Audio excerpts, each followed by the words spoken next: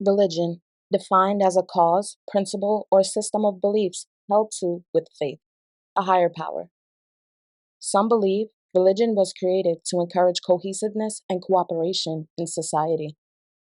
Religious beliefs can also take on a cult-like structure, and views can become extreme.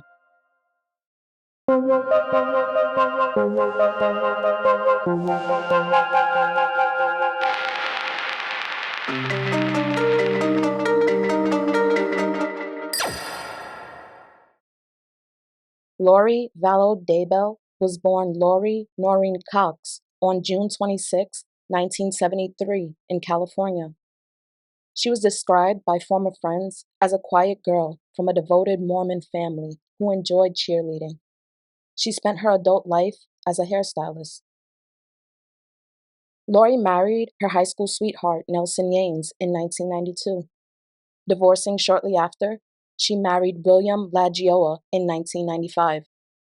Lori quickly became pregnant and gave birth to her son, now 27, Colby Ryan, in 1996.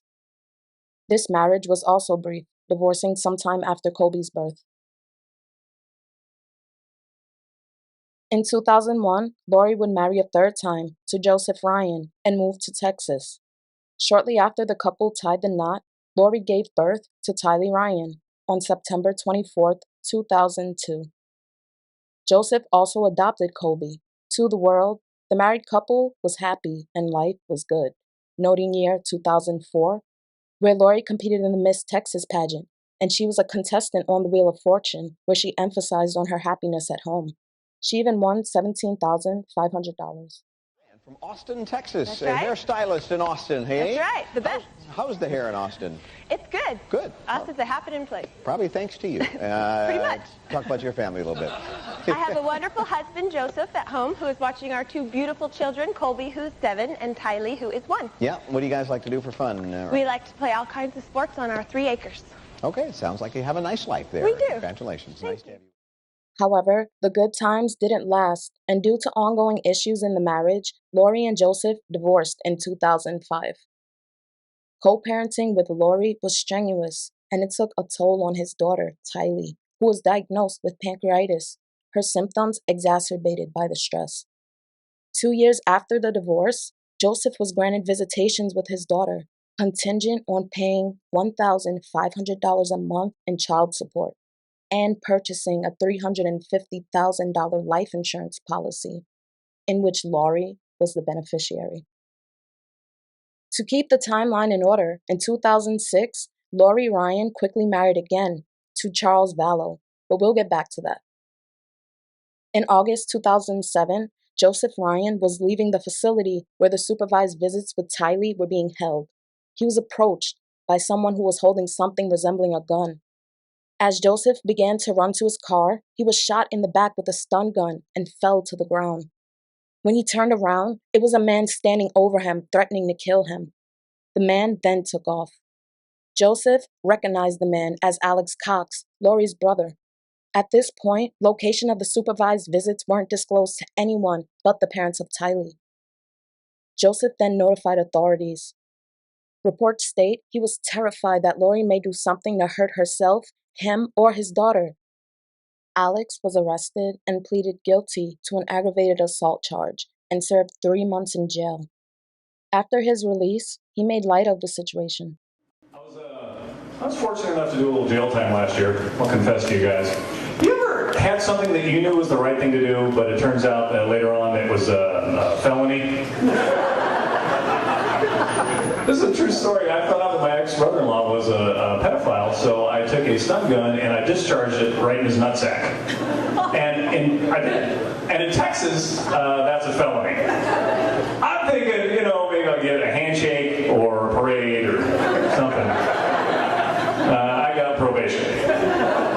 So they arrested me here and they held me out here in jail. And I learned something when I was here at Maricopa County Jail. I learned that I was the only white guy in there that did not consider crystal meth one of the 4 major food groups.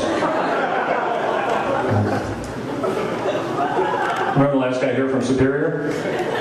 Meth capital of the planet. I think they invented it there. Anyway, Superior, not him.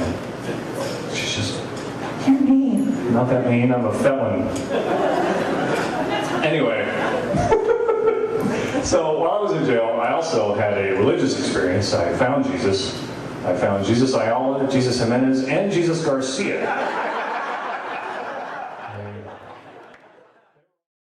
Now married a fourth time to Charles Vallow and relocating to Phoenix, Arizona, things started looking up again. Charles and Lori made a decision to adopt J.J. Vallow, Charles's great-nephew, in 2013, who was formerly known as Canaan Trahan. Born on May 25, 2012, to parents Megan Legger and Todd Trahan. They struggled with substance abuse and lost custody of their child due to drugs in his system at birth. JJ resided with his grandparents, Larry and Kay Woodcock, who are Charles's sister and brother-in-law, until he was adopted by the Vallows. Tylee was ecstatic to have a new brother, even calling him her own child, other family members stated. JJ had autism, and the family believed Lori had plenty of knowledge and patience to properly care for him. His parents still remained present in their child's life, as well as his grandparents. However, sometime in 2014, the Ryan Vallow family moved to Hawaii, and the visits became less and less frequent. In-person visits were reduced to FaceTime video calls. Fast forwarding to April 3, 2018, Joseph Ryan, Lori's third husband, lost contact with Lori and Tylee. Police were called to his Phoenix, Arizona home by his neighbors. There was a foul smell emanating from his house. Police discovered Joseph Ryan's decomposed body in bed. His autopsy revealed he died by natural causes due to a heart attack.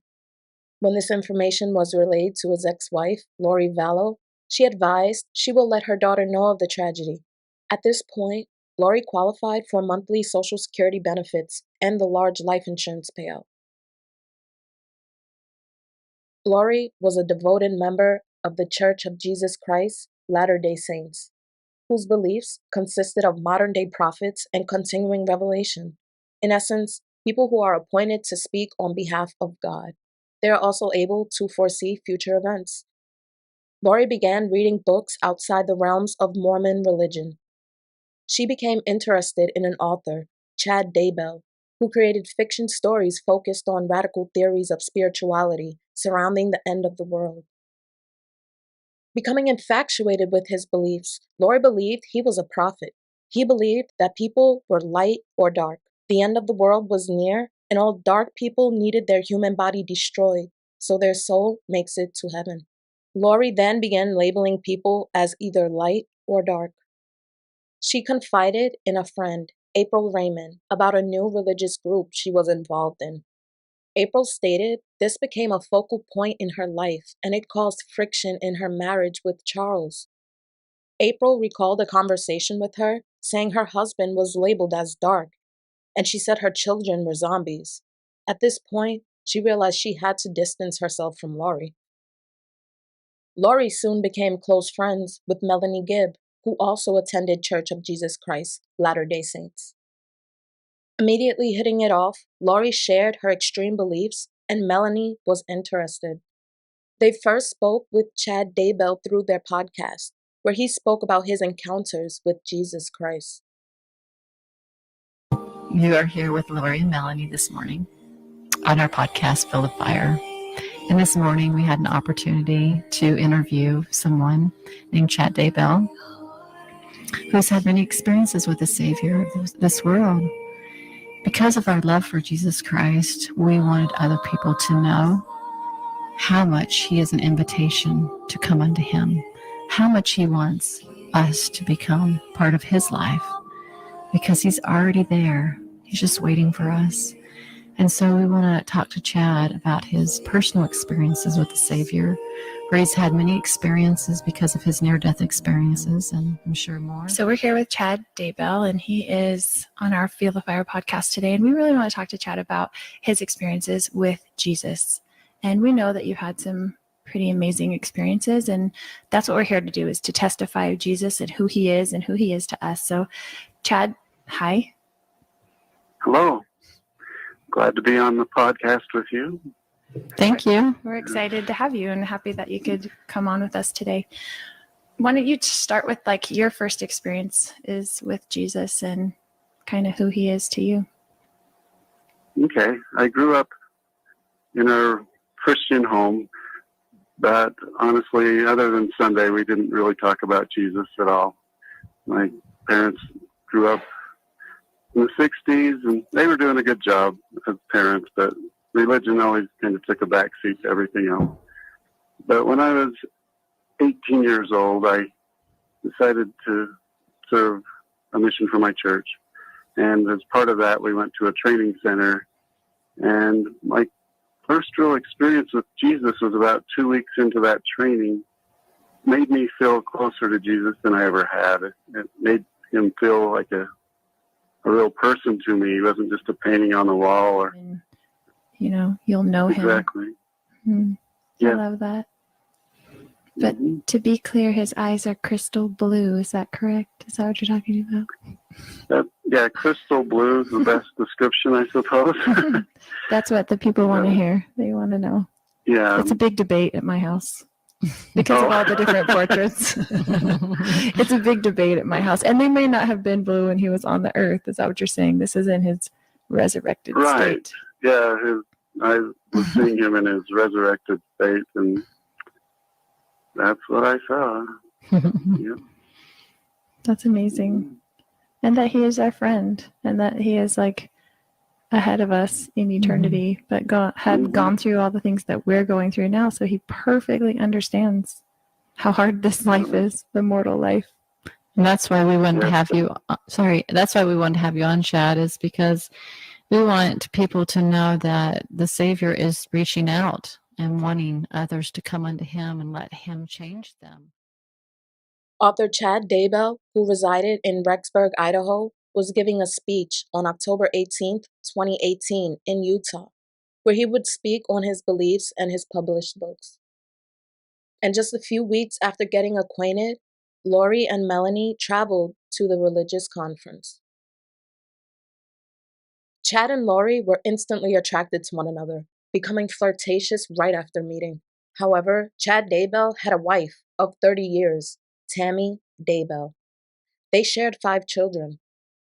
Chad began telling close friends and neighbors that he had a vision that Tammy would not see 50 years old. She was 49. She was also labeled as dark. Charles Vallow reached out to authorities in January of 2019.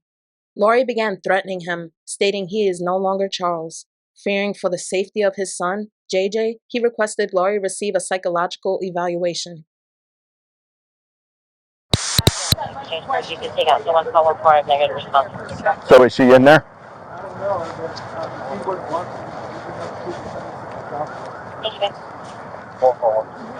What's going on? Why is she here and you're not here, or are you staying here with her? Long story. She's had kind of a breakthrough reality. She thinks you were LDS? Yes. She thinks she's married to Moroni in the past. This is her. You think she's what? Married to Moroni, the top of the temple. Angel, Moroni. LDS, Angel. They don't let me in there. Probation, and she knows when the second coming is happening next year, so there's a prophet. Okay. He knows it, she knows about it. She meets with Moroni, Jesus Christ, face to face in the temple every day. I've tried to support her as much as I could, but it's gotten really, really bad lately. She's had a break. She says, I'm Nick Schneider. I've taken over Charles's body, and Charles has been killed. I'm going to kill you. You're going to be murdered today or tomorrow. I can do it. I'm not going to my priesthood with my power. She does priesthood blessings. She does. So who's Nick Schneider? Okay. That's who I am. Okay. Right. Okay. So he's not at church. He's not. She took my truck from here. So thanks. She took my truck from the airport last night when I flew in. She canceled my flights. I had to buy another ticket to come back home. I've got a 6-year-old with special needs. Right. And he's safe at school somewhere. Right. Okay. For now. If she knows I'm here, she's going to go get it. Okay. I mean, I just never thought she would do anything like this, but she's just lost touch with reality. I'm not me. She yells. She's unhinged. She's scared the crap out of me. Okay. Now, I'm assuming you guys have phones. Is that an iPhone? Yes. Are you able to track to see what His request denied. Charles ultimately filed a divorce in February 2019 due to her radical religious beliefs and allegedly threatening to kill him if he got in the way of what she believes to be is her mission. Now the fourth ex-husband, Charles Vallow, shared custody of J.J. Vallow with Lori. In July 2019, Charles went to Lori's home to pick up J.J. Lori and Charles began arguing. At the time, Lori's daughter, Tylee Ryan, and Lori's brother, Alex Cox, were at the home.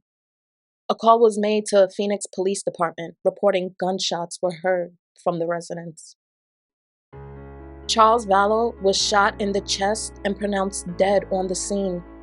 Alex Cox claimed the murder was in self-defense. Police interviews with Tylee and Lori seem to corroborate that claim. Hi. So you have to spell your name because we're all taking guesses on how to spell it. We're not sure. Tylee. Okay, I was right. And what's your last name? Ryan, Ryan. And your birthday. And then, do you have a phone? Yeah. What's your phone number? Okay. So I know this is going to kind of sound like kind of a silly question because it's super broad. But can you basically tell me what happened today? And you can start at whatever place makes sense for you to kind of start and explain. I'll probably kind of ask you questions as we go a little bit. Okay. So I woke up probably around like 7:50, I want to say, because I heard yelling from like right outside my door. And I don't even know where, but I immediately like jumped up, and I have a baseball bat because when I was living at my uncle's by myself, I just wanted something to like feel safer, and I'm not old enough to get like pepper spray or anything, so I was like, okay, I'll get a baseball bat. So I have that. So your bedroom, you said right outside your bedroom door, and I didn't go in the house, so I'm at a little bit of a disadvantage. So what is your bedroom door open to? My bedroom door open, so the room that my uncle was staying in, the room that's kind of like the guest room, if my room's right here, that's right there. Okay. And then my little brother's room, and then kitchen's kind of back here, so it's like a little hallway, and then right here is kind of where everything happened. Okay. Like the big, you walk in and... Like big great room, kind of living room? Yeah, right now it just has mirrors up because my mom wanted a dance room, so yeah. Okay.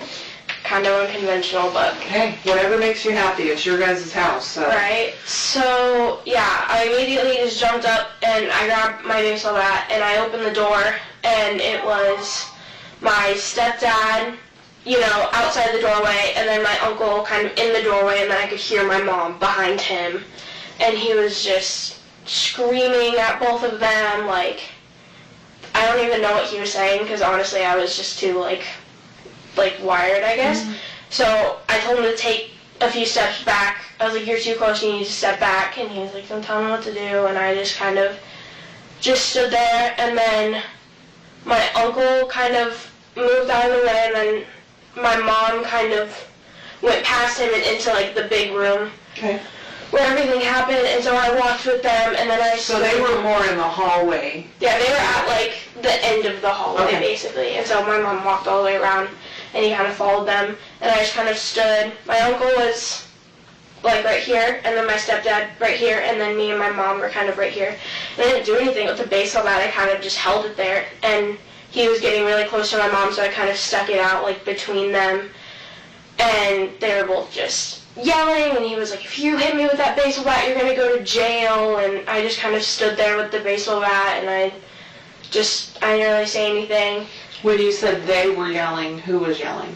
It was mostly my stepdad. Okay. Well, he was really the only one like yelling. My mom was kind of like responding, but I honestly couldn't tell you what they were saying. It was kind of just like all jumbled up in my head. And so I just kind of stuck the baseball bat out there, and then he just grabbed it and tried to take it, so I held on to the end, and then eventually I fell, and he kind of took it into his hands like he was going to do something with it, and that's when... So when you fell, he ended up with the bat? Yeah. Okay. And so I fell to the ground, and then my uncle kind of like, I saw him take a step back, so my uncle, I think, grabbed him and kind of took him back so he couldn't like do anything. You saw your stepdad like take a step back? Take a step back, because he was really close Okay. to begin with, and then and so my mom said to go with JJ, and so I ran out the door, and then I kind of just stood there with my little brother. He was in the front seat of the car, and so I just kind of opened the door and just stood there, and like, he was trying to get out, and I was like, no, we have to stay. We have to stay in.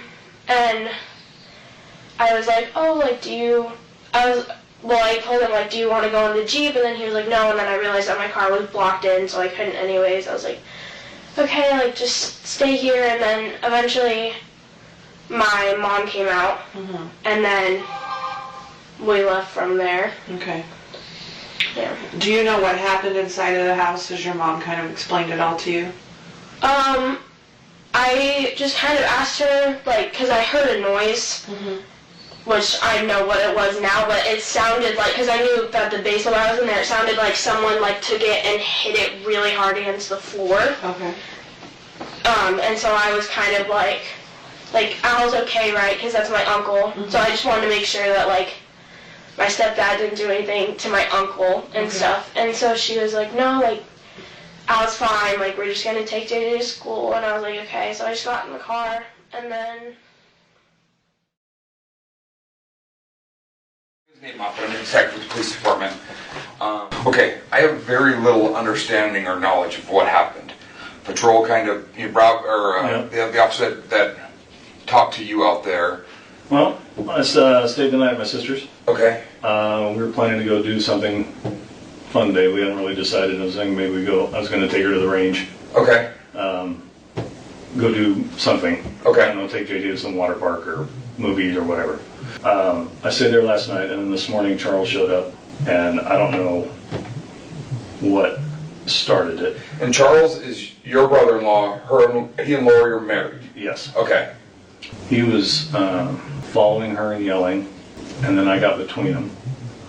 And then Tylee came out with her bat, and I'd separated them for a minute, and then my sister had walked around me there in the living room, and then Charles was following Lori and yelling, and Tylee told him to get back. She took her bat like that and shoved him, and he took the bat away. And I said, what are you doing? And I got between them, and then he hit me, and I just went down, and when I got up, he was still yelling. So I went into the bedroom where I was staying and grabbed my gun. I came back. Okay. And told him to put the gun down, or the bat down.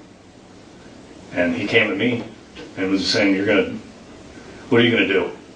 Like that, and coming to me with the bat. I said, put it down. He wouldn't. He came at me, so. Okay. So when that argument first started between Lori and Charles, where in the house were they? I don't know. Okay. Where did you first? I was in my bedroom. Okay, so you were in your bedroom, and you heard the argument. When they came right towards me. Okay, so they were coming down the hallway towards the bedroom? Yes. Okay, so you hear the argument, you step out, what's the first thing that you see? Charles chasing after Lori and yelling. Okay. Had Tylee already gotten the bat? No. Did he already have the bat? Okay. No. So Charles is coming towards Lori. He's coming towards Lori, and I shoved him back. Okay. And I said, what are you doing? Because he's coming at her aggressively. Okay. He's a big dude, so he's not gonna hurt my sister. Okay. So he's coming at her. Yeah. And you shoved him back. Yeah. What happened right after that? And that's in the.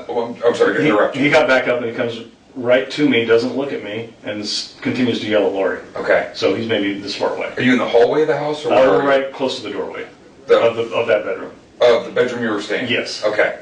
So you're right near the bedroom? Yes. Okay. So then, I don't remember why, he backed up, my sister came around behind me, and they ended up in the living room, and then while they're on the way to the living room, Tylee comes out of her bedroom, which is adjacent to the one I was staying in. Okay. With her bat. Okay. Yelling at Charles. Actually, she was behind Charles at first, and then she cut around in front of him in the living room. Okay. So he then went back, they went back towards the living room? Yes. After you shoved him, did he fall to the ground when you shoved him? Yeah, I think so. Okay, so he falls to the ground, he gets back up, You're blocking between him and Lori. Yes. And he basically is talking past you, still yelling at Lori. Yes, exactly. What's he saying? I don't remember. Okay. Tylee came out, yelled at him with the bat. Gets around him in the living room. He stops. Kind of goes around to the front of him. Tells him to back off. He's coming at her aggressively, and that's when you pushed him. Yep.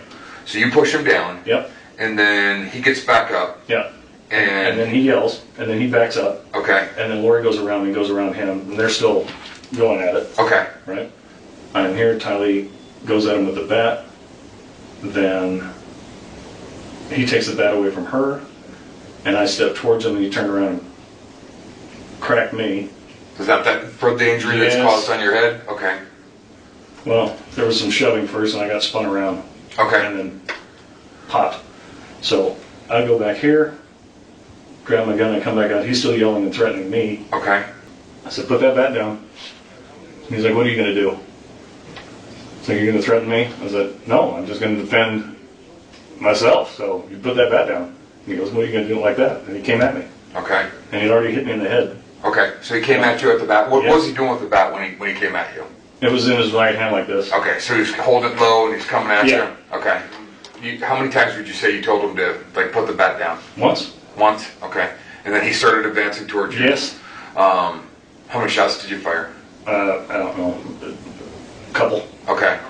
So it's just you and him? Yes. And he basically comes at you with the bat. Yeah. You tell him to put it down. Yeah. He's threatening, what are you going to do about it? Yeah. And what'd you tell him? I didn't say anything. He's coming at me, and I'm holding the gun. Okay. What's he doing again? He's got the bat. Okay. And he's looking at me, and he's going, "What?" And I told him, I said, Charles, put that bat down. And he goes, what are you going to do about it? How are you holding the gun when that happened? Okay, so you're pointing it at him? Yeah. You tell him, Charles, put the gun down, Yeah, or put the bat down. Mm-hmm. And what did he say? He's like, what are you going to do about it? Okay. And then comes at me. Okay. And then you fire a couple times. Yeah. But you're not sure how many. You know it was more than one. I'm pretty sure it was two. Two? Okay, 2 shots. Where were you aiming on his body? Just center. Okay, so you're pretty sure 2 shots center mass. Yeah. He falls to the ground. You don't see Lori or Tylee anymore. Correct. You go to the kitchen, grab a rag for your head. Yeah, toss some paper towels and wash my hands off. And then go back to your room, put the gun down, Yeah. grab your phone, Yeah. come back to the kitchen and call in. Yeah. Okay. And then they walked me through. I tried to do CPR. Okay.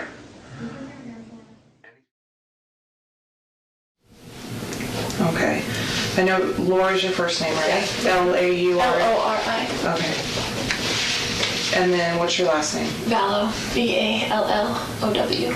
And your date of birth. It sounds like some of this may have started last night or something along those lines. Right. So start where you think it makes the most sense. Okay. So,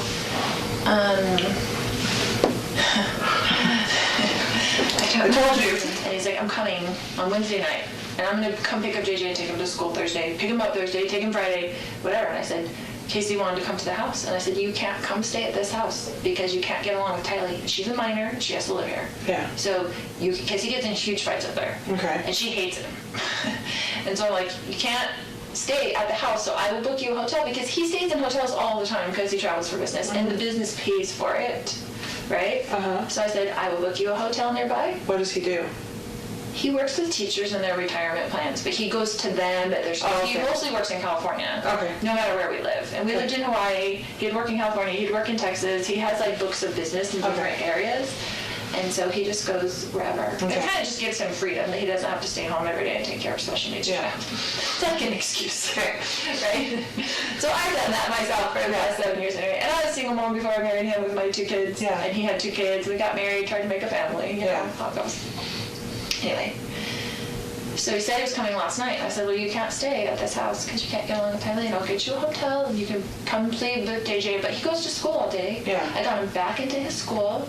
His services, I met with the DDD yesterday and they finally are getting his services back. But we're paying $125 a day to have him back at school because he's so out of his routine. He's been a nightmare on the floor, kicking stuff, hitting stuff, walls. Like, he just ripped him out of his life. Yeah. So, anyway, just how he is because he only thinks about himself. So. he says, coming to get JJ, and JJ's like, I don't want Dad, because he knows Dad took him away, so he was freaking out, right? So I didn't tell him he was even coming, like, Dad's going to come take you to school or anything. So he didn't bother me last night, which I was surprised. I was expecting kind of an ambush for him to kind of, like, come over or be just mean and say, it's my house, I'm on the lease, I'm going to stay here, kind of thing, because that's kind of his macho attitude.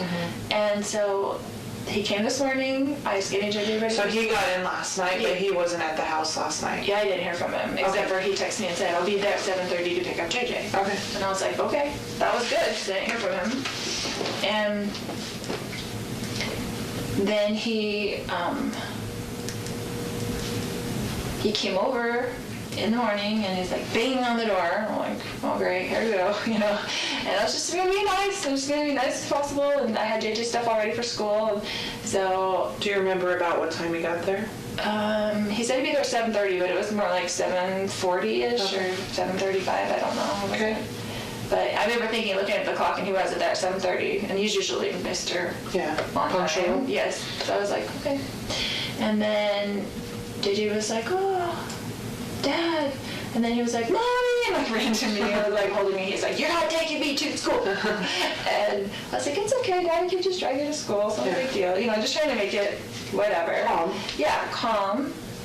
And then he was just being real smirky and real like jerky, you know, to me. And I was like ignoring him, whatever. And so he was like, your brother lives there with you? No. Okay. He had stayed with me last night because I was worried he was going to come over and cause trouble with me. Okay. And just wanted someone else there, like my brother there, because I trust my brother. And it's been a long story. Like, I had to go live at my brother's when he took JJ, and you know, he's just been difficult. So anyway, so I got JJ's stuff ready. And he was like, well, and he's like this about timing. He's like, I'm leaving in 20 minutes because it's like 15 minutes to the school, and like you can't get there early. They don't open the gates until 8:20 or something like that. And I said, well, why don't you just go now? I don't want him in the house. I'm like, why don't you just go now and take him to Burger King, because that's what he likes for breakfast. And he's very particular about food. Like, he wanted chicken fries for breakfast and a Sprite. Like, and I just get what he wants, because if you don't get what he wants, then it's like on the floor screaming, dragging him into school. Like, and he's big and he's heavy, and it's hard for me to handle. But anyway, so I said, just go. And so he said, okay. So I gave him a backpack. He got in the car. This is his MO, right? He always leaves something in the house and comes back. He never leaves the first time. I always expect my husband to come back into the house, right? So I guess he had left his phone on the counter. So he initially left with the backpack and with JJ? And so he put them in the car, in the driveway, and then he came back in, right? So I kissed JJ goodbye. He came back in, and his phone was on the counter, and I had his phone. And he was like, give me my phone. And I was like, why don't you show me your text that you've been texting, blah, blah, blah, you know, whatever. Because he's like acting really weird, like he's plotting something against me. Like, I'm like, why are you even here? Like, what did you come here for, you know? He's been talking to my other brother, and my brother came into town at the same time last night. And I haven't talked to my brother in a while, my other brother, and I was like, and so he was texting him on the phone when he first got to my house, and I'm like, why are you texting Adam? Like, do you even talk to him? Like, my other brother. And, you know, he's been telling me all these texts, like, you're going down, blah, blah, blah, blah, blah. He's blaming me for our marriage breaking up, and my niece getting divorced, and my friend getting divorced. He said, I'm a destroyer of families. Because I want everybody to get divorced. I'm like, what would my motivation be for people getting divorced? So I could babysit the kids more? Like, why would I have any control over what people do? Yeah.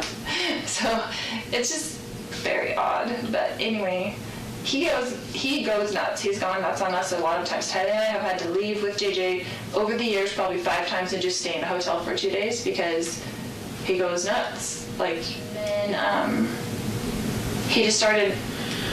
He was screaming and he was super upset and whatever, and he's yelling at Tylee, don't you touch me with that bat, and blah, blah, blah. And so Tylee, I guess, I don't know if she swung at him or what, but he like grabbed the bat from Tylee and then went to like hit Tylee with the bat. It was and I was right there, and they were right there, and my brother grabbed him from behind, like just to stop him from hitting Tylee. You go like this, like he grabbed him, like yeah, from behind, like just kind of to pull him back, and then they got into the thing, and he's hitting him with the bat, and they're on the ground, like grappling around or whatever, and then I mean, it was all.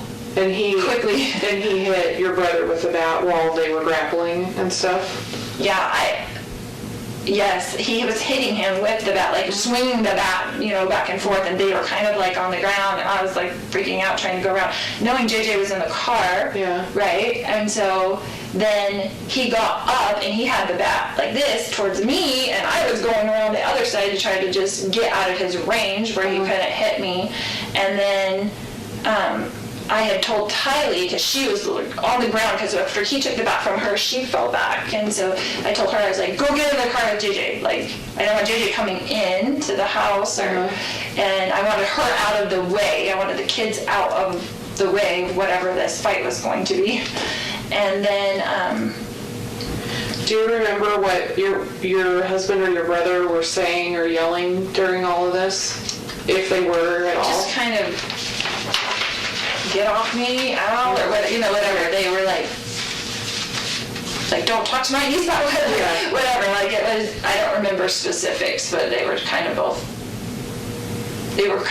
in the heat of it. I don't think there was many words that I remember. So Tylee goes outside. Yeah, she was outside. And then what happened? Then they got up from that, and my brother had stepped back, I guess, and then Charles was coming with me at the back and yelling at me to give him his phone still, because I had it in my hand. It was all really quickly. And then when I went around kind of in the circle, then my brother was there. When you said when you were going around and he was coming at you with the bat, how was he holding the bat? Just like that, like backwards. Almost in one arm. Like he was swinging it backwards? He would have done like he would have swung it backwards at me, not frontwards. Okay, yeah. He was a professional baseball player. Okay. So it wasn't a good idea for Tylee to get out of that. Probably not the. I mean, he played semi-pro. Yeah. He was But and then I was kind of turned around. And we were all right there in that room, except for the kids had been outside by that time, and I heard the gunshot. And so you heard the shot? Did you actually see the shot, or did you just hear it? I had gone around to the kitchen to get away. No charges were filed. In efforts to close the distance between herself and Chad Daybell, in September 2019, Lori Vallow packs up again and moves from Australia to Rexburg, Idaho, taking JJ Vallow, Tylee Ryan, and her brother, Alex Cox, with her, but not before rehoming JJ's service dog.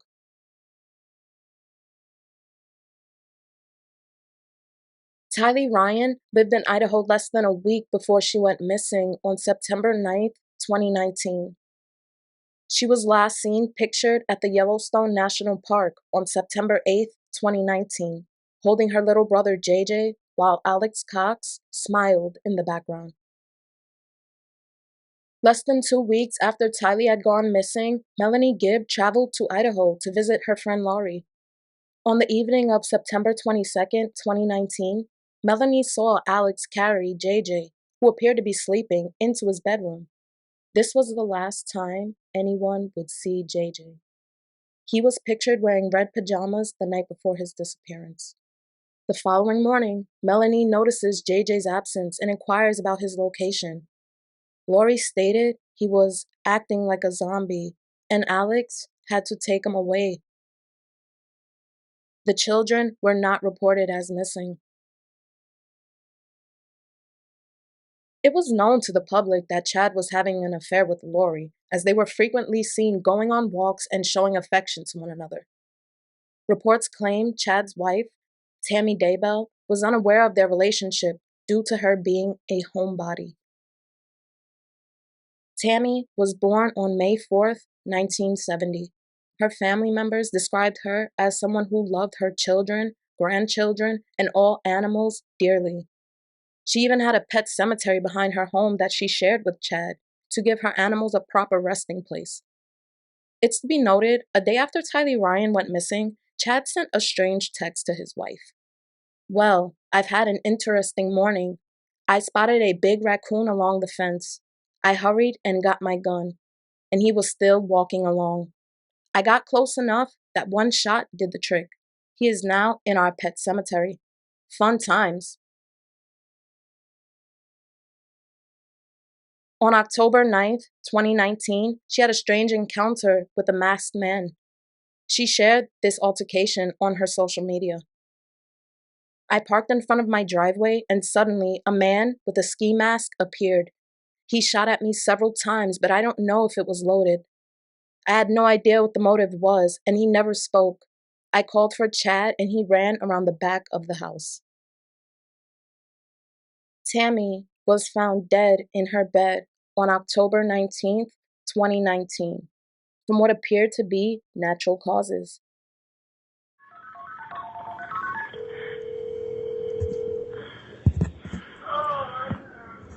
911, where's your emergency?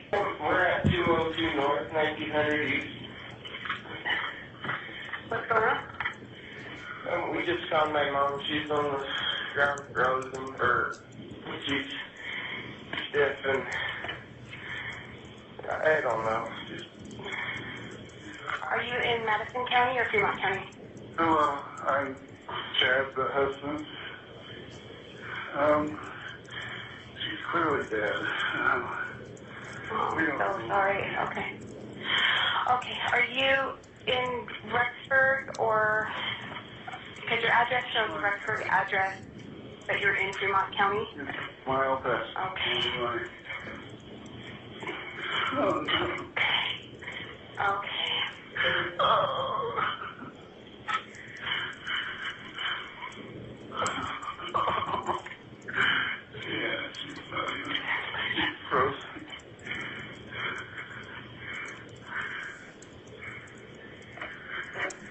Okay, can I get your name? Chad Daybell. Oh, man. Okay, Chad, I'm going to get somebody up to you right now, okay? Yeah, the corner where the blinking yellow light is, the red house. Yes, sir. Red house on the corner. Yes. Blinking yellow light. Right. Okay. We'll get somebody up to you, okay? I'm so sorry. Okay. If you need anything else, you call me back, okay? Okay. Okay, bye-bye. No autopsy was performed. She was quickly buried 4 days later in Springfield Evergreen Cemetery. She did not make it to 50 years old, as Chad predicted. He soon collected on his late wife's $450,000 life insurance payout. With all the tragedy and loss occurring within such a short amount of time, the last thing anyone would imagine is Chad tying the knot 2 weeks after burying his wife of 30 years with Lori, who already has been married 4 times prior. They married in Hawaii. Meanwhile, Lori's children, Tylee and JJ, are still missing, and no one knows. Things aren't adding up. JJ's grandparents, Kay and Larry Woodcock, become suspicious. One day, Larry Googled his brother-in-law's name, Charles Vallow, and saw news articles that he was killed. Haven't spoken to their grandchild in months, the grandparents became worried and contacted a Rexburg, Idaho police officer.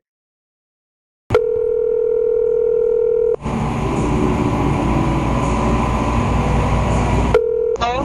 May I speak with Kay, please?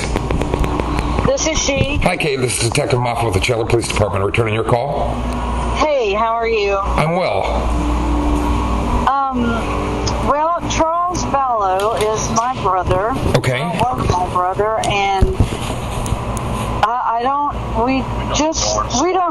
even know where to start with all this, because this is crazy. We're blown away, and the only way we found out what happened was my husband just happened to Google Charles, Charles Vallow, Chandler, Arizona, and all these articles showed up. That's how we found out he got killed. I'm so sorry to hear that. And Lori never called us. She texted his 2 oldest sons, told him that I'm sorry your dad's passed away. He loved y'all and I love y'all too, and I'm at the funeral home making arrangements. That's it. Okay. So I don't, and she still hasn't talked to me. So, I mean, we just don't understand this. I know that there was issue with Al, the brother, Charles. There's a lot of stuff into this, okay? Okay. Police conducted a welfare check on JJ November 26, 2019. Lori stated that JJ was with her friend, Melanie Gibbs, back in Arizona. Lori immediately contacted Melanie and asked her to lie about JJ's location. Initially agreeing, Melanie told Rexburg police he was in fact with her in Arizona, but a few days later retracted that statement.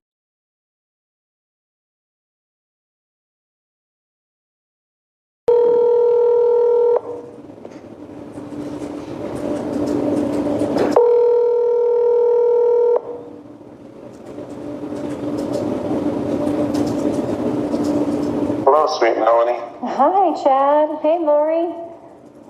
Hey, let me put on speaker. Oh, okay. How are you guys? We're okay. How are you doing, babe? I'm doing pretty good, thanks. I was wondering, where are you guys? We're just hanging out. Hanging out? Are you in Idaho? We're near Idaho. Oh, okay. I just wanted to ask you a question, if you don't mind, Lori. Yeah, of course, honey. I want to know, you remember we talked about JJ going to Kay's house, and you told me they went there, and now he's not there? I was wondering what happened. Well, I had to move him somewhere else because of her actions. So. Was she doing something? Like, was she trying to come get him or something? Or, like, trying to kidnap him? Well, she said that lots of times before, but, Okay, when I asked Chad the other day, I was like, hey, where is JJ? And he said, for my security, he didn't want me to know, so is there a reason I should be in danger to know where he is? No, it's nobody. It's his danger. It's the danger that there's people after me. Okay. So, if you knew, that puts you in a danger. Well, just in a bad position. Yeah, bad position. Everybody, if they don't know anything, then they don't have to say they know. Right, so you're just worried. Okay. I'm just to keep him protected and keep you protected. And keep everybody else good. I appreciate that. Well, I was wondering why you told the police why he was with me.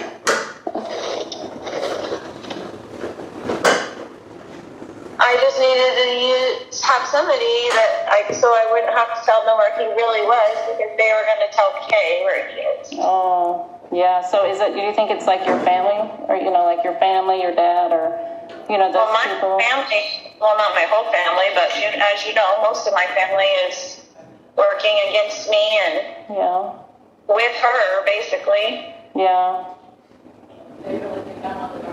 Is JJ safe? He is safe and happy. Okay, well, that's good to hear. If I knew, how could that hurt me? I don't understand how that could hurt me if I knew where he was. Well, I'm just not telling anybody so that nobody has to say where he is or get questioned to where he is, so I can keep him as safe as possible. Yeah. Okay, I hope that he's okay. I hope you guys are okay. I did have a question that I asked Al at one point, your brother, if I wanted to know, where he was, and he said I did not want to know, and that he could not be found. So what does that mean? I don't know why he would would say that, but it's the same story. Like I don't even want Al to know. I don't want anybody to know, so that nobody has to be worried about it. I mean, nobody has to be questioned about it, so he can be safe. Yeah, so how long are you going to be away for? Like, are you ever going to be able to come out and come back to society again? Or are you going to keep, come back? I mean, what does that look like? I will do whatever the Lord needs me to do every day, so we'll see. Well, I just wondered if I was ever going to see you again. Absolutely, you will. Okay, so maybe when they're done chasing you, you'll be able to come out of, JJ will come out again, or? Yeah, I mean, it's a ridiculous thing for them to be working with Kay to find me. There's nothing that's gone on that's, you know what I'm saying? Like, they're working with her in some dark capacity. The police are working with her in some dark capacity. There's no reason for them to be after me in the first place. Yeah, has she threatened you at all? Yes, lots of times. Oh boy, what did she say? Well, it's in emails and everything, so. So, she said she was going to come take him, or she was... There's a lot of things. Yeah. Nellie. Well, I know it sounds like it. I'm just worried for you guys because, he's missing, and, I know exactly where he is. He's perfectly fine and happy. Okay, well, I hope so. I had a scripture, everybody was dying. They were killing all the Nephites. And the scripture said to hide in the cavity of a rock by day and go out by night. The prophets did. They did. Yeah. Okay, so thank you for sharing that with me. Okay, this scripture is just something that may be thoughtful for you. For behold, this is Doctrine and Covenants, section 3, verse 7 and 8. It says, for behold, you should not have feared man more than God. Although men set not the counsels of God and despise his words, yet you should have been faithful, and he would have extended his arm and supported you against all the fiery darts of the adversary. He would have been with you in every trouble. So when we work with the Lord and are obedient, He's going to protect us from adversarial darts and all kinds of negativity. But when we open the door to Satan, he comes in and then he attacks. And then he takes away to make it look like somebody else took it away. But that's not how God works. He doesn't work in darkness. I agree with you 100%. And that's what the Lord is doing for me. Exactly what he's doing for me. Oh, it just sounds weird. Open the door for darkness, Mel. Darkness is knocking on the door all the time because that's the way dark works with the light. And I promise you that I have done nothing wrong in this case, but sometimes you have to hide in the cavity of a rock for your own life safety. And that's what the Lord requires of you sometimes. And that's how it is. And I'm sorry that's how it is, because there is a lot of darkness on the earth. I know. It's been after me for zero reason besides the darkness of Kay, which you already know she's dark. I haven't met her enough to know if she's dark or not. I've just met her slightly, and she seemed like a normal kind of person, but then I haven't engaged with her that much, so I don't know that personally.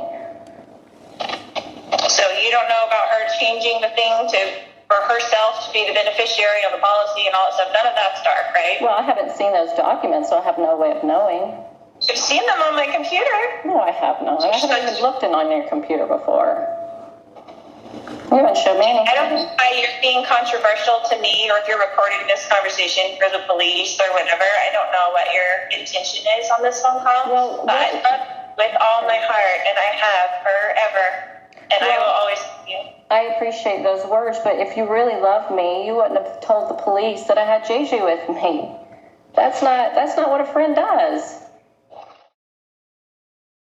Police also noted Tylee was missing.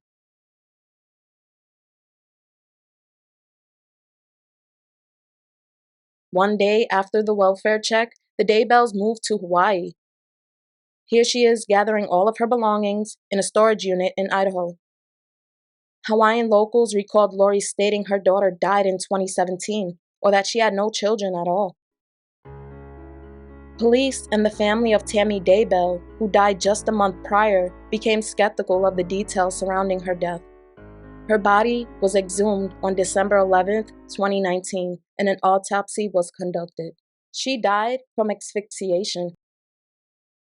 One day after the discovery that Tammy Daybell, Lori Daybell's brother, died, his girlfriend's son, Joseph, calls in. 911, where is your emergency? Why do you need an ambulance? I have a older male, a middle-aged male. He is breathing? Yes, he's breathing, but very, very highly breathing. Okay, let me transfer you the medics. Do not hang up. Is it this due to a Fire and overdose medical, or what is anything? the address of your emergency? Go over with it. Okay, what is the emergency? I have a older male here named Alex. He just passed out here on my bathroom. Okay, is he awake Are you right breathing? now? I think he's passed out. Okay, you think he's unconscious? Yes. Okay. Is he breathing normally, like you can see his chest rising and falling? Hello? I hope so. How old is he? He seems to be in his 40s. Okay. Do you know him? No, it's my mother's boyfriend. Okay. And how old are you? I'm 25. Okay. I have the paramedics on the way, so he's in the restroom right now. Correct. Gilbert, can we get you started? I'm already en route. All right, thank you. Okay, is he on his back or on his stomach? Where is he at? He's on his side. Okay. Can you lay him flat on his back on the ground? I'll try. It's just there's feces there, and I'm trying to just keep cool right now. You said he's what? There's feces on the ground. Okay. I know that's gross, but if we can just go ahead and get him flat on his back, I want to make sure he's breathing, because if he's not, we're going to do a few things. Gotcha. Did you say he's cool, like cold? Alex,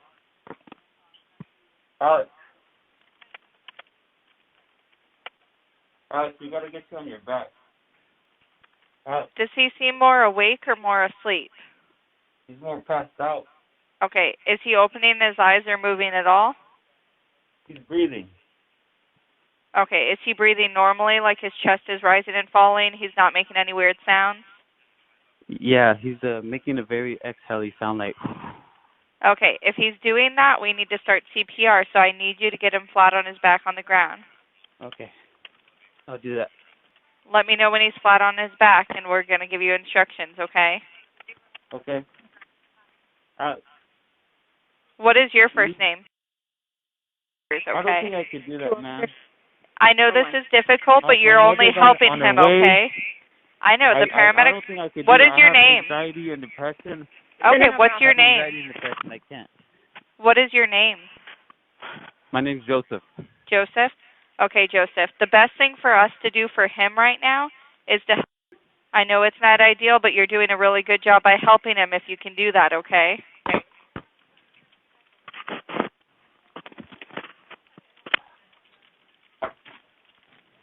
Oh.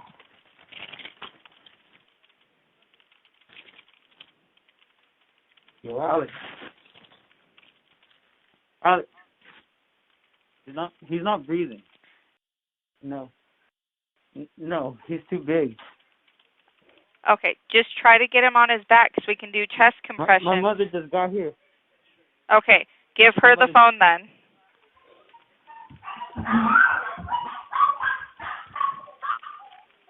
So, did she say the mother just got there? Yeah. Come here.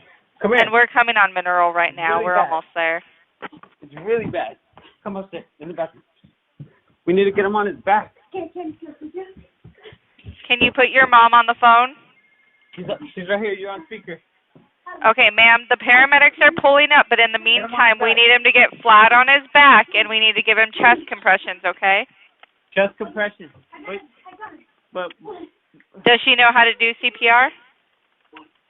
yes, she knows how. Okay. Alex's autopsy report concluded he died from a blood clot in his lungs and high blood pressure.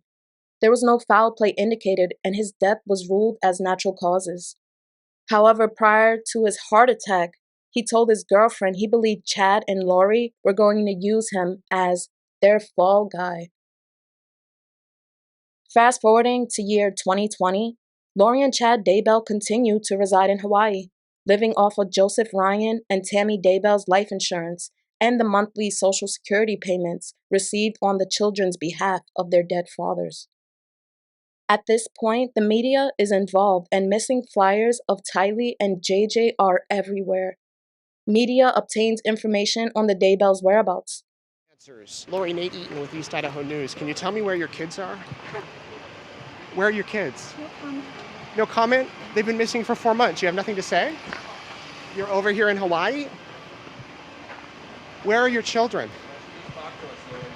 Yeah, why don't you just give us a comment? Just tell us where they are.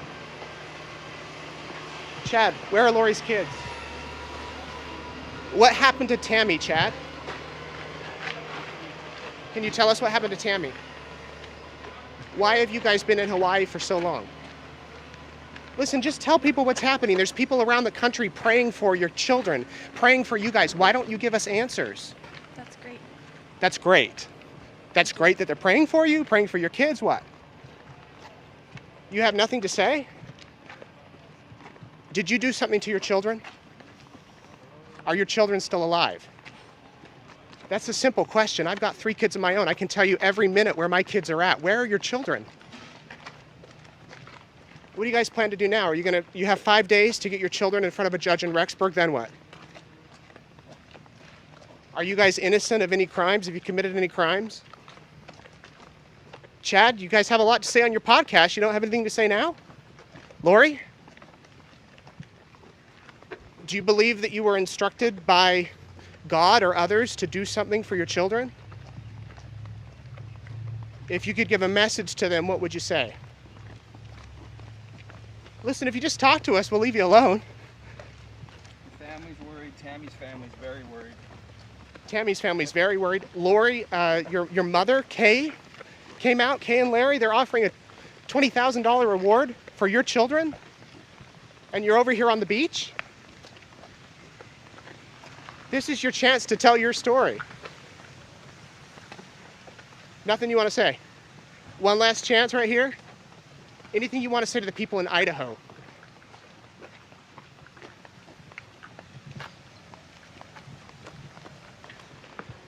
Laura, you have a lot of cash there in your baggie. Were you guys planning to leave Hawaii? In February of 2020, Lori was arrested, charged with desertion and non-support of her children. Chad was arrested later that day on charges of destruction or concealment of evidence regarding his late wife's death. Both were extradited back to Ohio. In March of 2020, Lori reiterated her beliefs that her children were zombies. Search efforts paid off. On June 9, 2020, police obtained a search warrant on Chad's home. After digging in his backyard, a pungent odor of decomposition emanated from the ground, quickly reaching a gruesome discovery. Shortly after the search began, police unearthed 3 large white rocks, some wood paneling, and plastic, revealing a small body tightly wrapped in black plastic covered in duct tape. He was still wearing his red pajamas Melanie recalled seeing him in on September 23, 2019. It was J.J. Vallow. Forensic pathologist Dr. Garth Warren elaborates on his findings during the autopsy.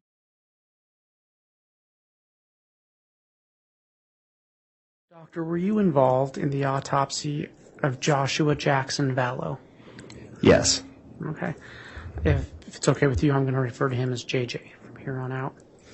When were you involved in that autopsy? On June 11, 2020. And where did that take place? That took place at the Ada County Morgue. Was this the first time you had ever seen J.J. Vallow? Yes. And approximately how long did that autopsy last? It took approximately 4 hours. And did you write a report summarizing your findings for that autopsy? I did. Based on that particular autopsy and based upon your education, training, and experience, have you formed an expert opinion concerning the cause of death of J.J. Vallow? I have. What was that? I determined the cause of death to be asphyxia by plastic bag over the head and duct tape covering the mouth. And then there's another segment that's other significant conditions. I put bound with duct tape, bruising of the arms, and abrasions of the neck. But ultimately, the cause of death was asphyxia by plastic bag over the head and duct tape over the mouth. And do you make a determination as to the manner of death? If the autopsy is performed in Ada County, I do. We mentioned that there's a contract between other counties. We perform autopsies for a wide variety of counties around the state of Idaho because there aren't enough forensic pathologists out there. In those cases, our contract essentially says that we'll do the cause, the coroner will do the manner of death. When you commenced your autopsy of J.J. Vallow, can you describe for the jury what you initially observed? So initially, the body came within a sealed body bag, and it's sealed because we want to preserve evidence. It's just a way of us feeling confident that nobody's gotten into the bag or something's happened. So it's for evidence preservation. So we broke the seal on the bag and opened that bag up, and then the body was further enclosed within a black plastic tarp that was held together with multiple strips of duct tape. And then we opened that up. That was the first time that you could actually see the body. Right from the beginning, there were some things that obviously jumped out. One, there was a white plastic bag over JJ's head, and it was wrapped around the face multiple times with duct tape all the way down to the neck. The forearms and the hands were bound with duct tape, and the ankles were bound with duct tape. JJ was wearing red pajama tops, red pajama bottoms, and black socks. Another thing that was quite obvious is the body was in a state of decomposition. There was decomposition fluid and dirt and mold on the pajama tops and bottoms. You could tell even with the clothing on that the body was in a state of decomposition by the color of the skin. And at that point, we essentially took photographs, documented how the body was received, and then we proceeded. Did you then conduct an external examination? Yes. What steps did you take in your external examination? So for the external examination, I guess backing up a little bit, with everything that was on the body, the clothing, the duct tape, the bag over the head, at that point, we started gathering our evidence. So what we did is we took the pajama tops and bottoms off, and we submitted that to law enforcement. We submitted the socks to law enforcement. The bag over the head with the duct tape, we made a single cut, removed it carefully. We submitted that to law enforcement. The duct tape around the arms, we made a single cut, unfolded that carefully, submitted that to law enforcement, and we also submitted the duct tape around the ankles. In addition to that evidence, we also did fingernail swabs for evidence. We did hand swabs. The fingernails actually were easily came off because of the state of decomposition, so we ended up just submitting all of the nails for evidence. In addition to that, we didn't really know what was going on with the case as far as could there be a sexual component or not, so we did oral, anal, and penile swabs just to be careful.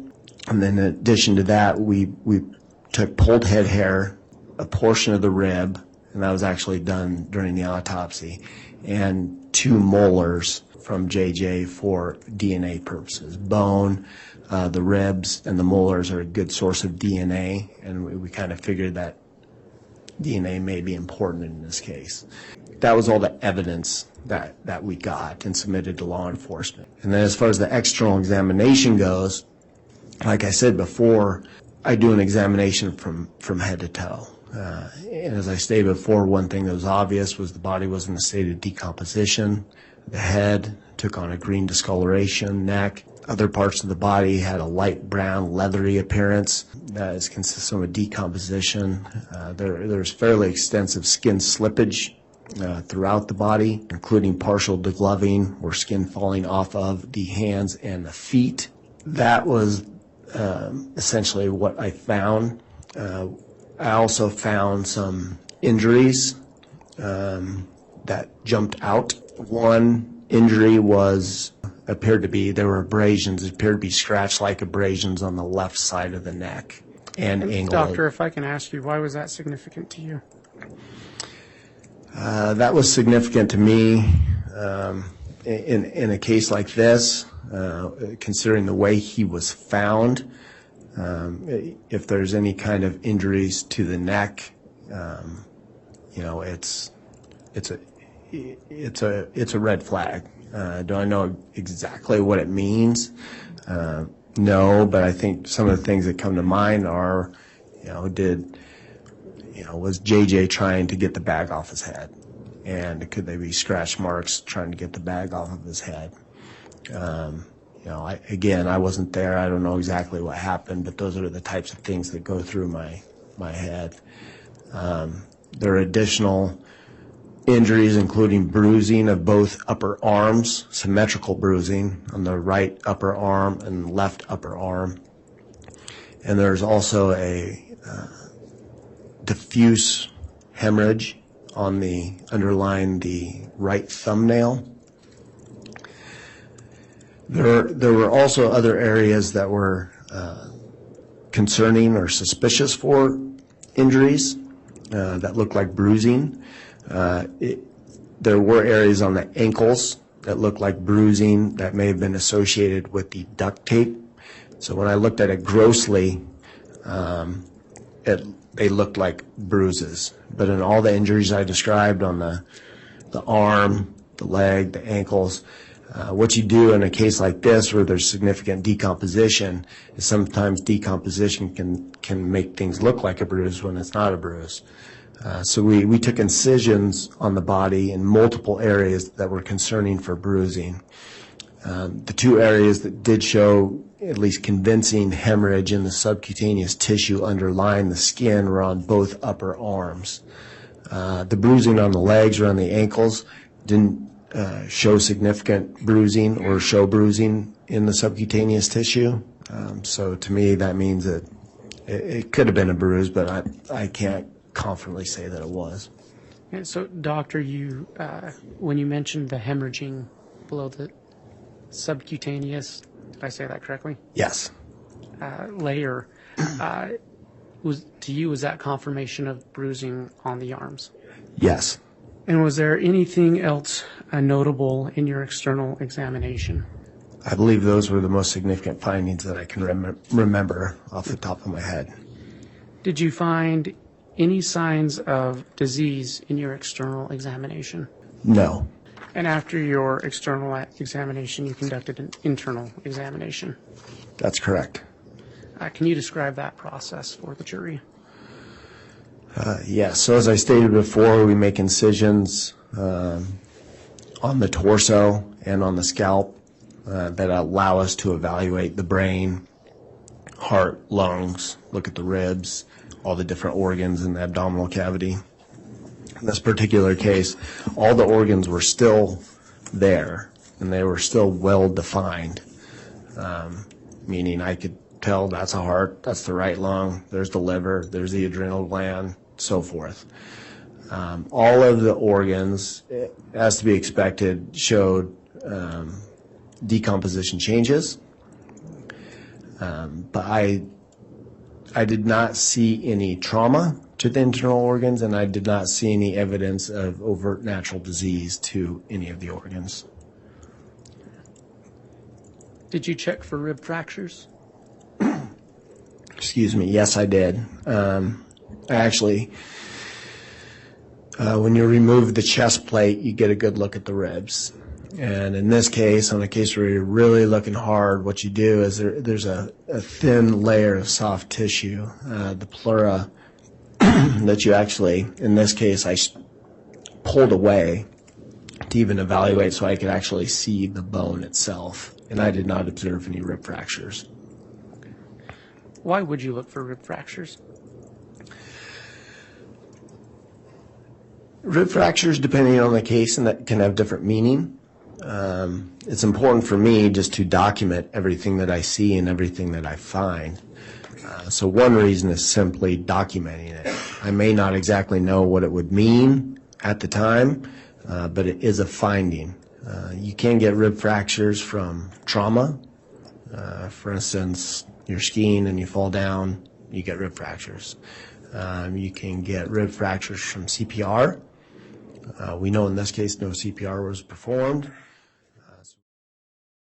Approximately 6 feet over, after digging up cats and dogs, investigators began uncovering, which I quote, blobs of flesh that were falling apart. It was unclear that it was human remains until a skull was discovered. It was Tylee Ryan. Doctor, were you involved in an autopsy of Tylee Ryan? Yes. When did that take place? It started on the same day as JJ's case. After we finished JJ's case on June 11th, 2020, we took a very short break and then we started Tylee's case. Okay. And was that then also at the Ada County Coroner's Office? Yes. How did that autopsy commence? What did you first observe? So this autopsy was different. The vast majority of the times when I perform an autopsy, I get an entire body, and there's a process that we went through, like with JJ, that I go through. Tylee's case was different. It was received by me Tylee's remains were received in 3 separate sealed bags. One of the bags, or 2 of the bags, were black body bags, and the third was a large brown paper bag that was sealed, and within that contained 5 other paper bags within it. So I received Tylee's remains in multiple different bags. How long did that autopsy last? That autopsy lasted, it was much longer because of the process of sifting through the remains, trying to identify bones, soft tissue, multiple x-rays, cleaning the bones, getting them ready for anthropology. It took on the order of several days, but probably about a week. Okay. And I'm sorry, did you just say you x-rayed that material? Yes, we x-rayed all the bags and all the material that we received. And what was the purpose of those x-rays? You do that in order, you're looking for, one, what kind of possible remains you have, how many bones can you see in the x-rays. So what are we kind of looking at as far as how much did we receive? You're also looking for foreign objects. Most importantly, you're looking for projectiles such as a bullet. In this case, we had to keep an open mind. We were looking for anything, bullets. Is there any portion of a knife? Is there any other foreign debris that can be found on x-rays that we could collect as evidence? Okay, and did you find anything with those x-rays? There were no projectiles. There were no portions or pieces of weapons. Essentially what we saw was collections of bones in most of them, along with other debris. You could see there's a lot of mud, a lot of dirt that came up on the x-rays as well. Based on the remains you received, were you able to do any types of toxicology? Yes. How were you able to do that? So in this case, with the remains, there was no blood descent, there was no urine, no vitreous fluid. So one sample that can be used for toxicology is skeletal muscle.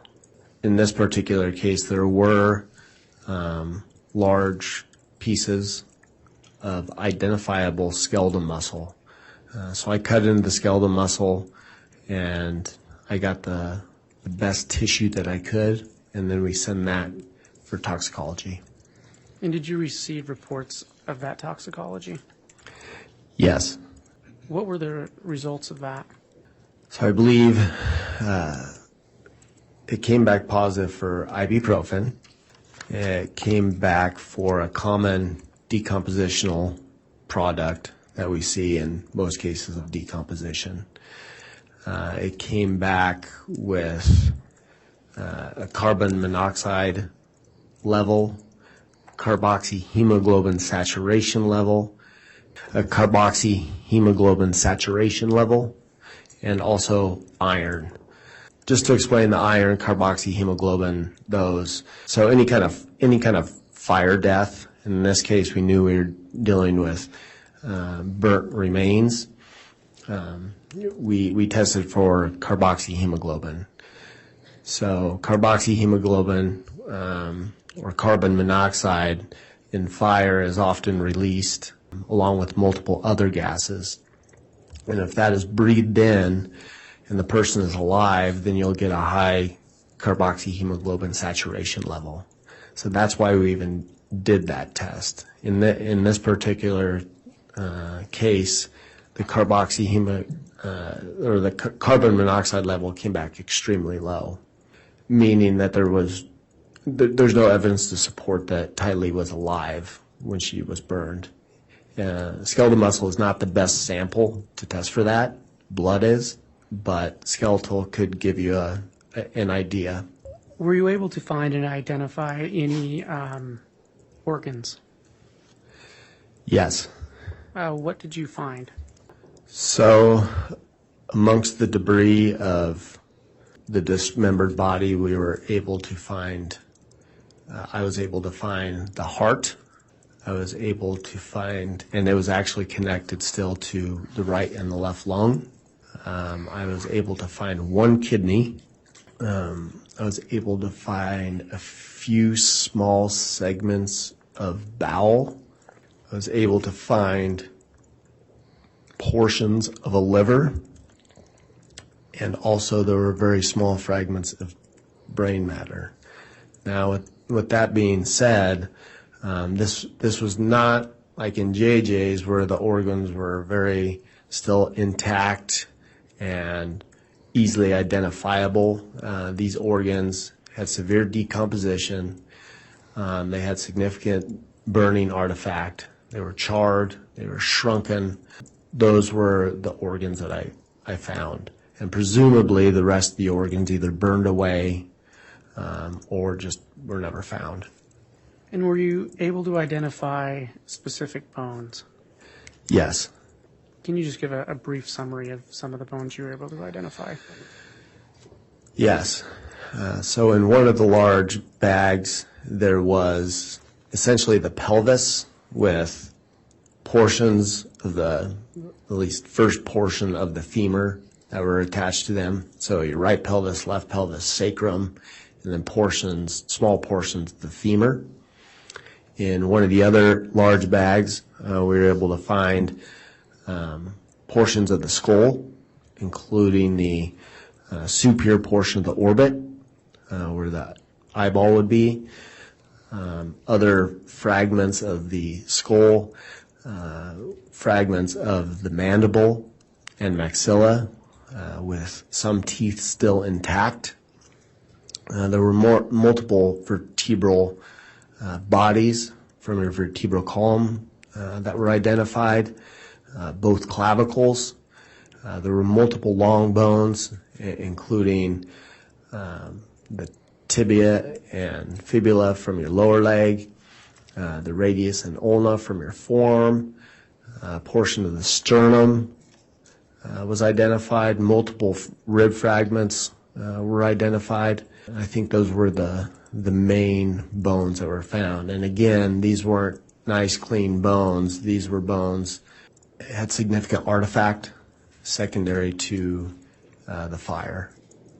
Okay. So when you say significant artifact, does that mean effects of the fire?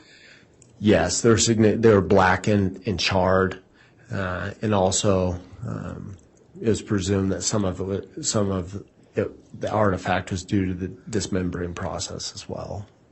Dr. Warren, based on your autopsy of Tylee Ryan and based upon your education, training, and experience, have you formed an expert opinion concerning the cause of death of Tylee Ryan? Yes. What is that cause of death? I determined the cause of death to be homicide by unspecified means.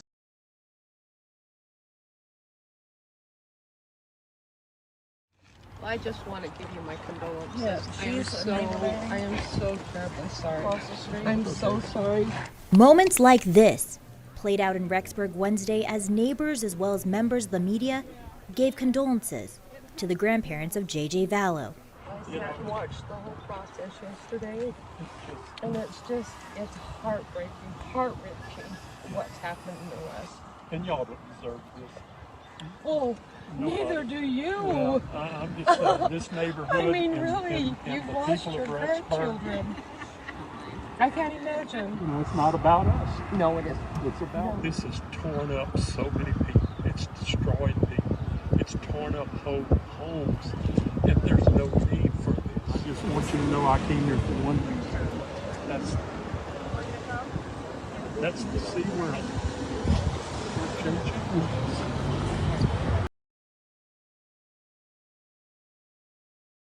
Chad and Lori are hit with additional charges: 2 counts of destruction, alteration, and concealment of evidence, and 2 counts of conspiracy to commit destruction, alteration, or concealment of evidence. They both plead not guilty. Police began looking into Alex, Lori's brother, who died in December 2019. Remember, he attacked Lori's ex-husband, Joseph Ryan, and murdered Charles Vallow. He even failed an attempt to murder his niece's husband, Brandon Brodrew, in a drive-by shooting. Searching Alex's property, they discovered an AR-15, which looked similar to a paintball gun due to the large scope, which Tammy mentioned prior to her death. Alex Cox's phone records were retrieved and detectives discovered, according to court documents, Cox's phone pinged on September 9th, 23rd, and 25th at the location where Tylee and JJ's remains were found. He spent approximately 6 hours on Chad's property on September 9th and around 17 minutes on the property, September 23rd. His fingerprints were found on the plastic covering J.J. Vallow's face. The prints were also found on a shovel and in Chad's shed. This led investigators to conclude he also murdered J.J. Vallow and Tylee Ryan and buried their body in Chad's backyard. So Chad lied to his late wife, Tammy, back in October 19th. That was to cover up why there were shallow graves in their backyard. In an attempt to gain closure, Colby Ryan, Lori's first son from her second husband, called his mother, begging for an understanding of the tragedy. Hello? Can you hear me? Yeah, I can hear you. You really want to talk to me? You think you can hide from me?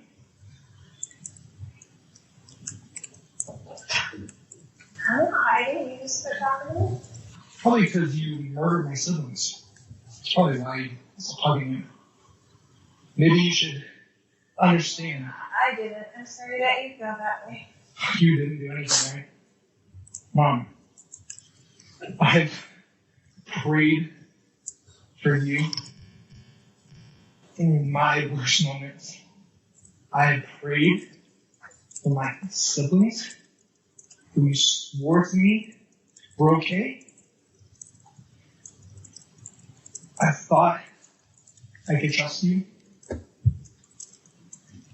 I thought that you were a completely different person.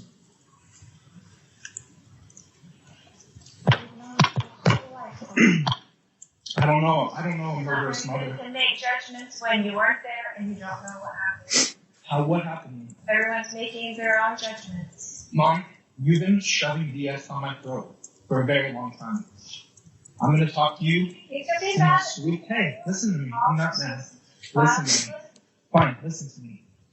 I've sat there and prayed. I can't tell you the amount of pain that I have felt from your decisions in Jesus Christ's name. It kills me to watch you sit here and tell me this is a trial. It kills me to watch you take the victim's route and say that this shouldn't have happened to you. When you are telling me that Chad Daybell came into your life and all of a sudden everything changes. And I'm talking about my spirit feels this. I prayed. I trusted you. I gave you every chance I could past my own limitations as a human being. I pushed past all of everything to try to get to you, to help my own mother. You lied to me, specifically to me, more times than I can count about this. To know that they're gone and you knew, and my phone is being texted by my little sister who's not even alive, my little brother who's the sweetest little kid ever. For what purpose? Can you tell me if this is God's will for my whole family, including my stepfather, to be dead?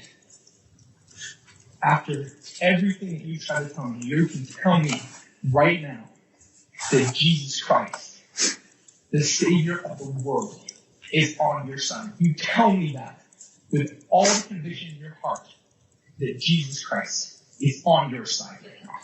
Please. I can't tell you that. Say it. Say his name. Say that he told you.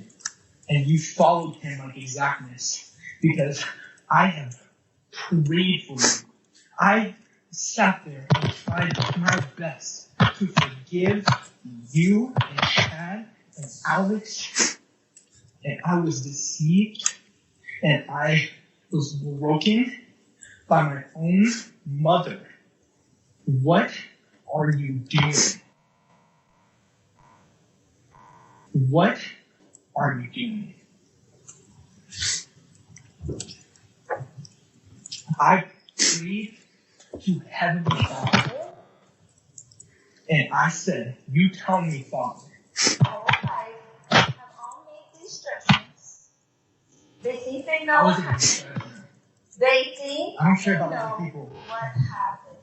They think they know who's responsible. Do you know that you told me? Everything.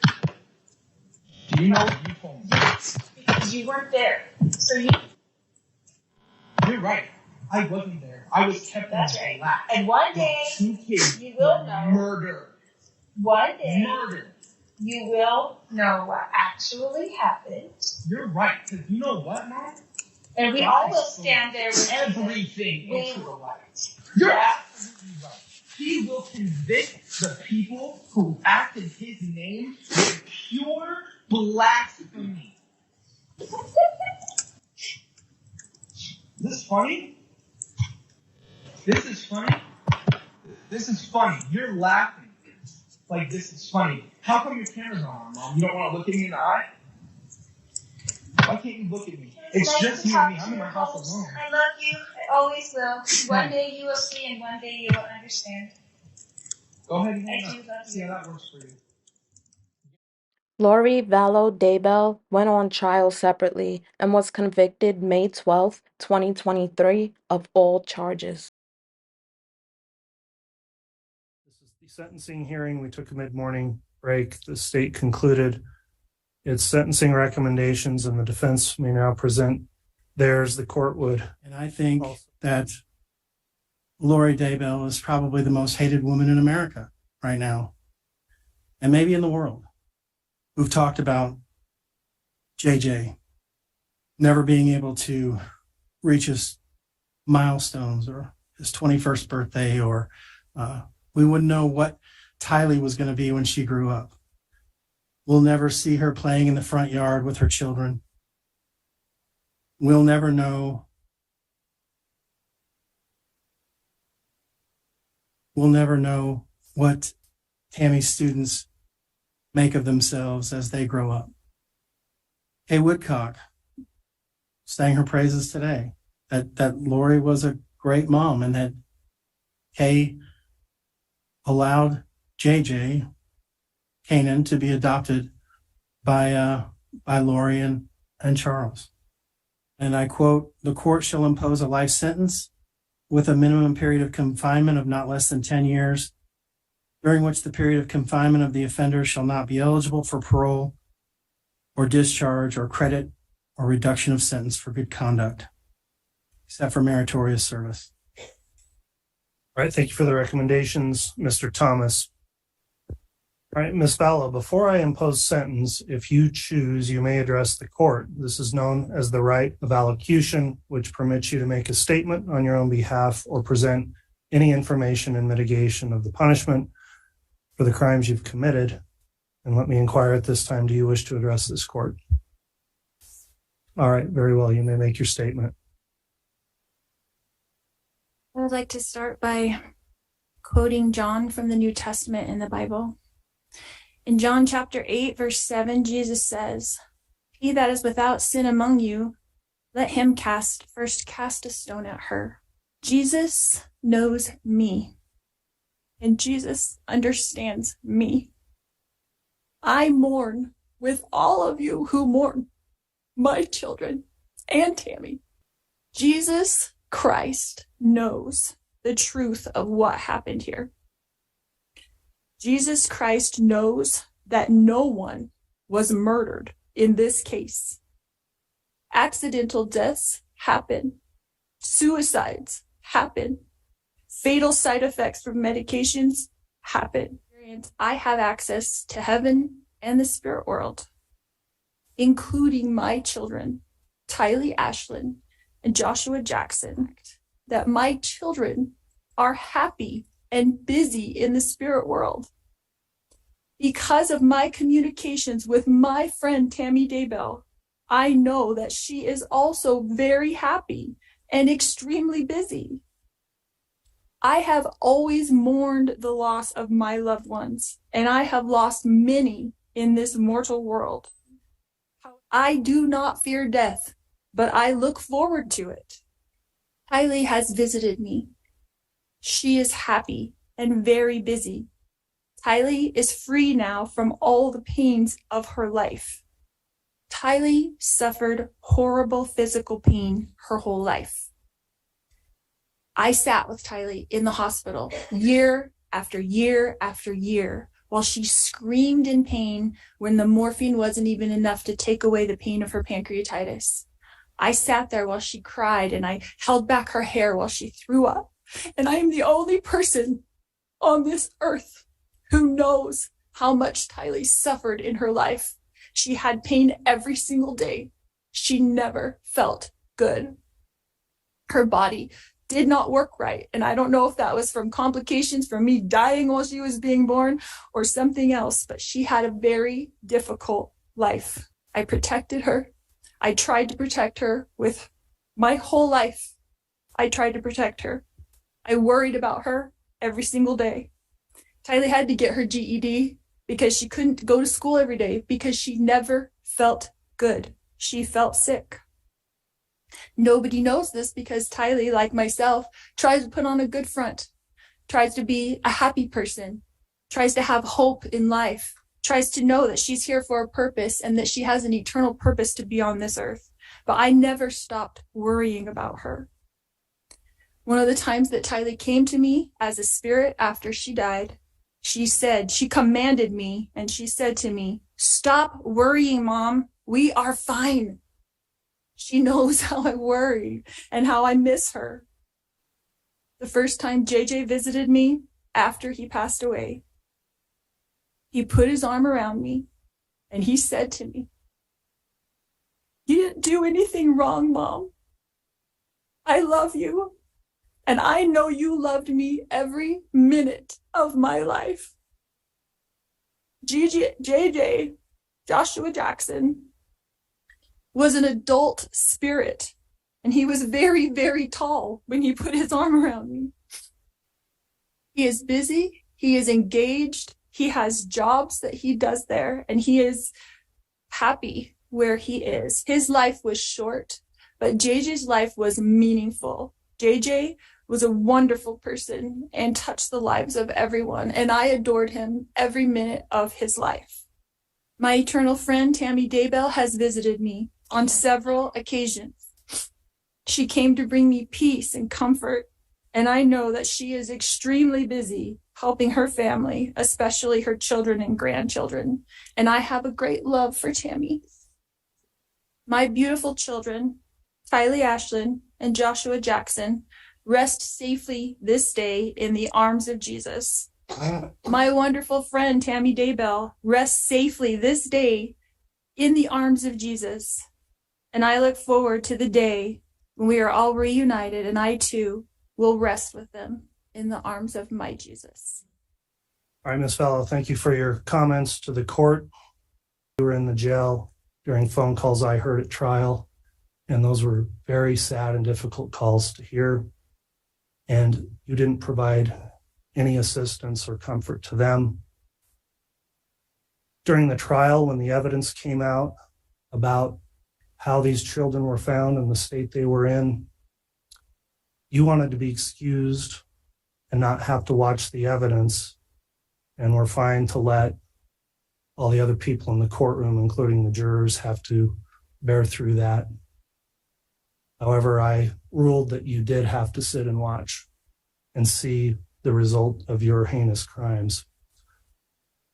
The jurors in your case, those jurors I noted during the trial, were very good at keeping their emotions in check and keeping stone-faced as they're supposed to do and be objective until the case is done and submitted. However, I did note at certain times during the trial, such as when there were videos and pictures shown of you in Hawaii at this time frame when JJ and Tylee were lying in shallow graves, the disgust on the faces of those jurors was evident, and shocking revelations about what happened here just kept coming through the trial.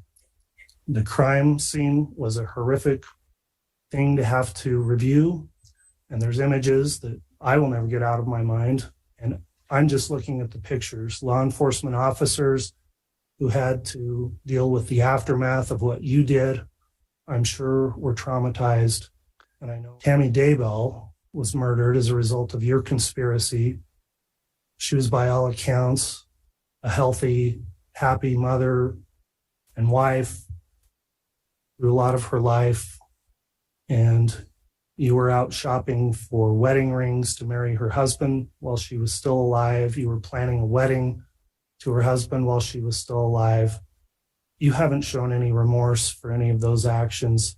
And she ended up being murdered, buried, had to be disinterred later so an autopsy could be performed in order to prove the evidence of what you had done. She didn't deserve any of that. JJ and Tylee, of course, 7 years old, 16 years old, were separate people whose lives were cut way too short because of you, never got to grow up and be adults. The family and friends who have provided their impact statements, of course, have stated it better than I could about who they were, and it is a loss for everyone that you took them away from this world. And you simply have no remorse for it. Even sitting here today, there's no remorse for what you did. So after weighing all those factors, I need to in aggravation. I find that the sentences I'm about to impose will serve the interest of justice by, number one, preventing you from ever doing this again, that they will not depreciate the seriousness of your crimes, will punish you appropriately, and will serve to deter both you and others. Chad Daybell faces 6 charges, including murder in the death of his first wife, Tammy, and murder of Lori's 2 children. His trial starts on April 1st, 2024.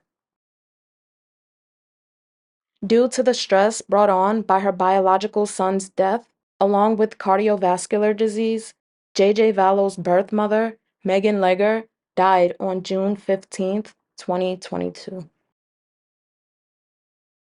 Charles Vallow, Tylee Ryan, Tammy Daybell, and J.J. Vallow were 4 victims in Lori and Chad's end-of-world plan, and Alex Cox was their pawn, who coincidentally was granted the easy way out. JJ's remains were turned over to his grandparents on October 17, 2023. Just recently, on December 21st, 2023, Tylee's remains were released to her brother, Colby Ryan. Charles Vallow was described as a loving father, brother, and friend who enjoyed football and outdoor activities. Tammy is dearly missed, with one of her children summing up many emotions. I love you, Mom, and miss you so much.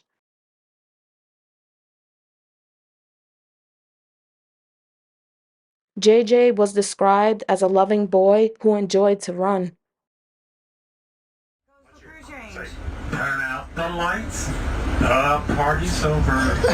They say that all good things must end. Call it a night, the party's over. You need to go on American Idol. Johnny as Papa. But you gotta do the coastal crew change. It's wrong to come to coastal crew change. Welcome to the coastal crew change. Tylee was described as a positive person who wanted to uplift everyone around her. We loved her more than anything, and that pain is just a reminder of that. And if that's the trade-off that I get, where I'm upset sometimes just because I loved her, then I'm more than willing to trade that for the memories and the experiences that I had with her. I hope the families of all the victims are able to cope with this unimaginable tragedy. Do you think justice was served? Let me know in the comments below. Thank you guys so much. It's been real.